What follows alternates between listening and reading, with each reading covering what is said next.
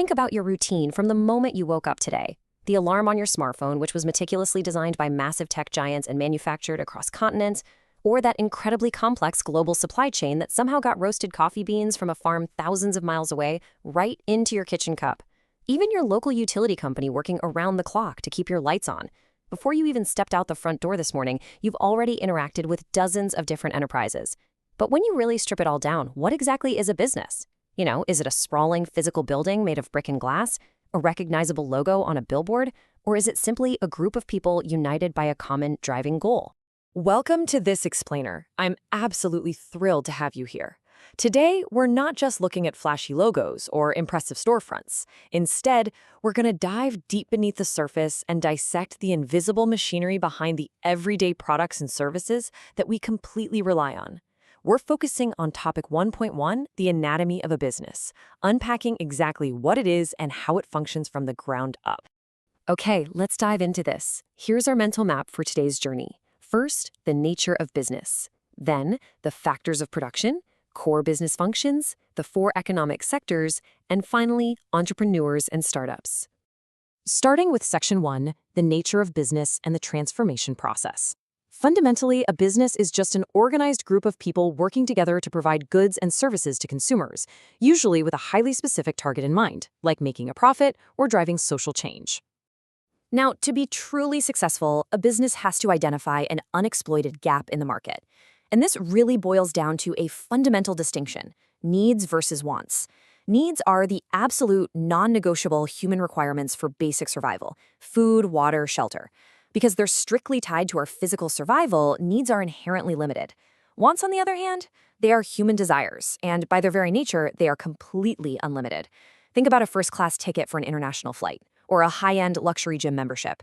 You don't literally need them to survive, but you crave them to thrive, or just enjoy life.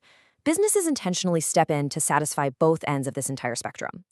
To satisfy all those vast needs and wants, businesses create outputs in two main forms. First, we have goods. These are your physical, tangible products: an electric car, a fresh loaf of bread, the laptop you're using right now.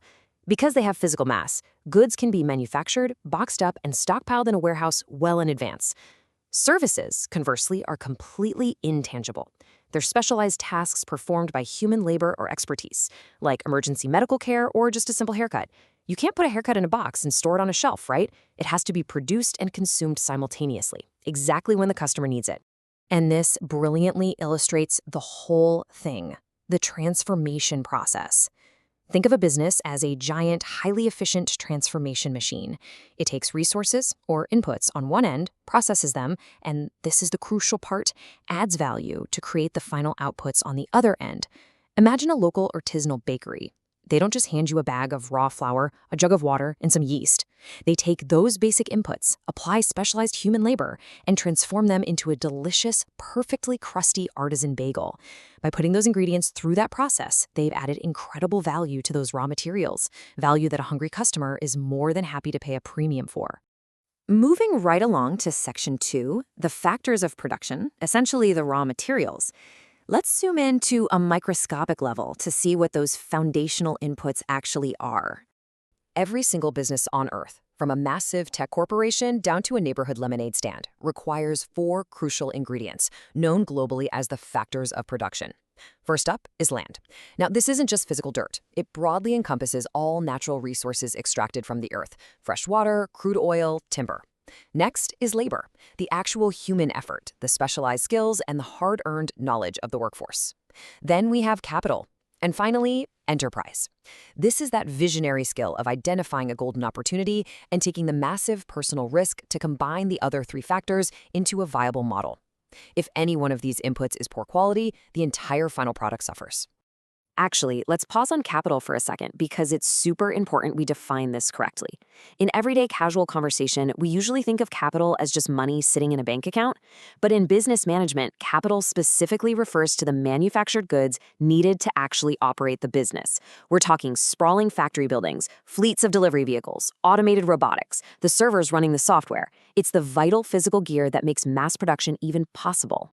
All right, Section 3, core business functions. Think of these as the internal organs of the business. Just like the human body relies on different organs, the heart, the lungs, the brain, a business relies on 4 specific interdependent functions to stay alive. Human resources, or HR, is the heartbeat, handling recruitment, training, and keeping employees motivated.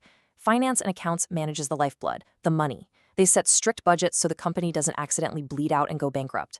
Marketing is the voice and the eyes, obsessively understanding what consumers actually want and promoting the brand.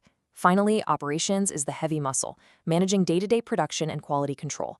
The catch? They rely entirely on each other. If marketing promises a revolutionary new product that operations simply lacks the technology to build, the whole organism inevitably fails. They have to work seamlessly together. So the crucial point here is that a truly successful business doesn't just casually perform these functions to get by. It leverages them as formidable weapons. An organization can gain a massive, sometimes unbeatable competitive advantage by strategically prioritizing just one of these areas. For instance, if a company perfects its operations function, squeezing out every ounce of waste for maximum efficiency, it might become the absolute lowest cost producer in its market.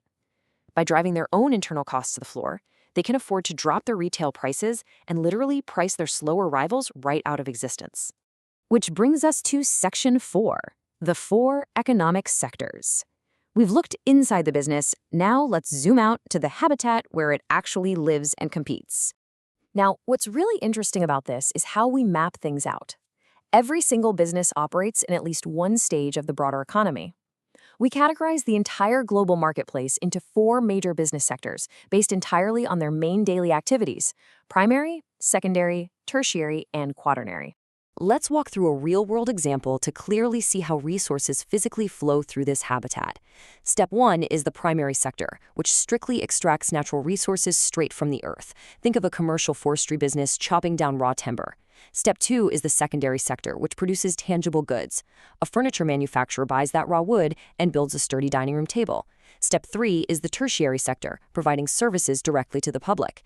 This is the retail store that sells that table to you, or a local carpenter who repairs it 20 years later. Finally, Step 4 is the quaternary sector. This focuses entirely on high-level knowledge and data, like a specialized social media marketing agency helping that retail furniture store run targeted online ads to find new customers. It's an incredible chain. Finally, Section 5. Entrepreneurs and startups. The spark. Because none of this massive machine moves a single inch without relentless human initiative.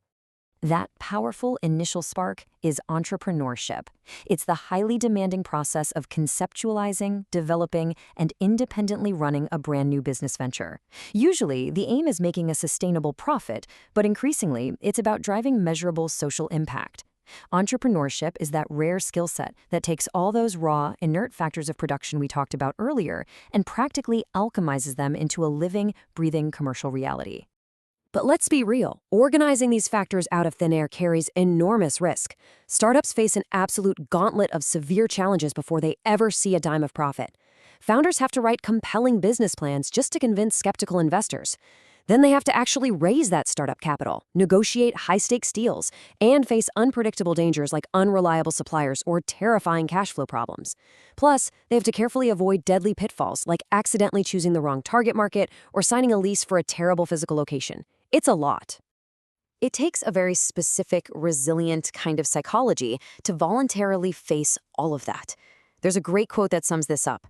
Entrepreneurs are people who demonstrate enterprise and initiative to set up a new business to find a gap in the market. They are the unique individuals willing to enthusiastically shoulder massive, stress-inducing risks for the unparalleled reward of creating something entirely new, intensely valuable, and uniquely their own. So, we have completely broken down the anatomy of a business. We've seen exactly how raw inputs are transformed into valuable outputs, how internal functions act as vital organs, and how economic sectors overlap to form a sprawling global habitat. Now I want to leave you with a final provocative thought. Look closely at the world around you. Look at the unfulfilled needs and the unlimited wants in your own community. If you were that spark, what kind of value would you add to the market? Thank you so much for joining me for this explainer. Keep exploring, keep learning, and I'll catch you next time.